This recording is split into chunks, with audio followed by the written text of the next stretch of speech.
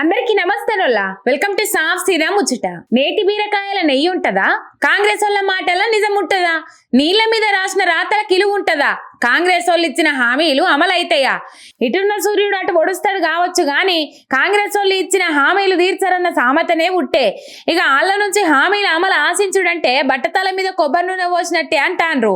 కానీ చదువుకునే పిల్లగాళ్ళకి ఇవేం తెలియదు కదా. అందుకే ముఖ్యమంత్రి హామీలు ఏమాయే సారు అని నిలదీస్తుండ్రు. ఇట్లా ఇక రైతులు, మహిళలు, ఆటో డ్రైవర్లు ఇట్లా సబ్బండ వర్గాలతోటి తిట్టించుకున్న జాలతలేదని ఇక ఆఖరికి బళ్ళు కాలేజీలకు పోయే పిల్లగాండ్లతోటి కూడా తిట్టించుకుంటుండు ముఖ్యమంత్రి సారు. ఓట్లకు ముందు కాలేజీకి పోయే పిల్లగాండ్లకు స్కూటీలు ఇస్తామంటిరి, 5 లక్షల విద్యా భరోసా కార్డు ఇస్తామంటిరి, అవన్నీ ఏమైనాయి సారు అని ప్రశ్నిస్తున్నారు కాలేజీకి పోయే పిల్లగాండ్లు. ఇక ఈ బుజ్జు చూడుండ్రి సీఎం సార్ను హామీలు ఏమైనాయి అని ఎట్లా ప్రశ్నిస్తుందో. నా పేరు కారుపోతుల తేజస్విని, ములుగు జిల్లా వెంకటాపూర్ మండలం. గత ఎన్నికల్లో తెలంగాణ రాష్ట్రంలో కాంగ్రెస్ పార్టీ అధికారంలోకి వచ్చాక అమలు పరిచే 6 గ్యారెంటీలను ప్రకటించింది. అందులో భాగంగా మా విద్యార్థులకు 5 లక్షల విద్యా భరోసా కార్డు, విద్యార్థినులకు స్కూటీలు ఇస్తామని ప్రస్తుత ముఖ్యమంత్రి రేవంత్ రెడ్డి గారు హామీ ఇచ్చారు.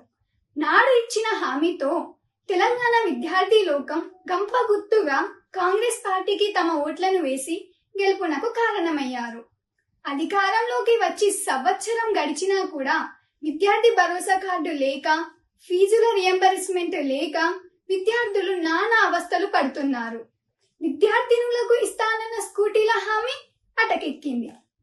ముఖ్యమంత్రి గారు, మీరు ఇప్పటికైనా స్పందించి విద్యార్థులకు ఇచ్చిన హామీలను నెరవేర్చి మాట నిలుపుకోవాలని విద్యార్థులు కోరుతున్నారు. ఫీజుల రియంబర్మెంట్స్ లేదు, స్కూటీల హామీ అటకెక్కింది, విద్యా భరోసాకు దిక్కు లేదు, మీరు ఇచ్చిన మాటలు మీరే నిలుపుకోవాలని కోరుతున్నాం అనుకుంటా బుజ్జి వీడియో తీసి సోషల్ మీడియాలో ఇడిస్తే మస్తుగా వైరల్ అవుతున్నది. ఇప్పుడు అయినా తంతలేవనోడు గోక్తెలేస్తాడా అన్నట్లు రోడ్ల మీదకి వచ్చి జనాలు దుమ్మెత్తిపోస్తేనే కదలనోళ్ళు ఇక పిల్లగాళ్ళు ఇట్లా అడుగుతే కదులుతారు.